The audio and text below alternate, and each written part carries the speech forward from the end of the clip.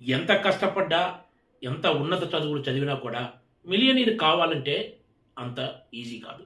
వినూత్న ఆలోచనలు, అద్భుతమైన బిజినెస్ ఐడియాలు ఉన్నా కూడా మిలియనీర్ కావటానికి తక్కువలో తక్కువ అంటే కొన్ని సంవత్సరాలే పడుతుందని చెప్పొచ్చు.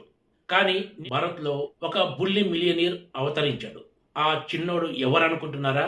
భారత్‌లోని ప్రముఖ ఐటీ కంపెనీల్లో ఒకటైన ఇన్ఫోసిస్ సహ వ్యవస్థాపకుడు నారాయణమూర్తి మనవడు ఏకాగ్రహ్. ఏకాగ్రహ్ నారాయణమూర్తి కొడుకు రోహన్ మూర్తి తనయుడు. ఏకాగ్రహకు నారాయణమూర్తి తన వాటా కింద ఉన్న ఇన్ఫోసిస్ షేర్లలోని 15 లక్షల వాటాలను మనవడి పేరుతో బదలాయించారు. ఈ విషయాన్ని స్టాక్ మార్కెట్ కూడా తెలియజేశారు. ఈ 15 లక్షల షేర్ల విలువే దగ్గర దగ్గర 240 కోట్ల రూపాయలుగా లెక్కగట్టారు.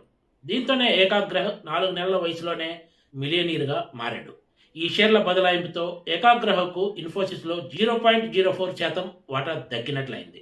ప్రస్తుతం నారాయణమూర్తి దగ్గర 1,51,00,00,000 ఇన్ఫోసిస్ షేర్లు ఉన్నాయి. నారాయణమూర్తి కుమార్తె అక్షితామూర్తి ప్రస్తుత బ్రిటన్ ప్రధాని రిషి సునాక్ భార్య అన్న విషయం తెలిసిందే. అక్షితామూర్తికి గత ఏడాది డిసెంబర్ ముగిసే నాటికి ఇన్ఫోసిస్లో 1.05% వాటా ఉంది.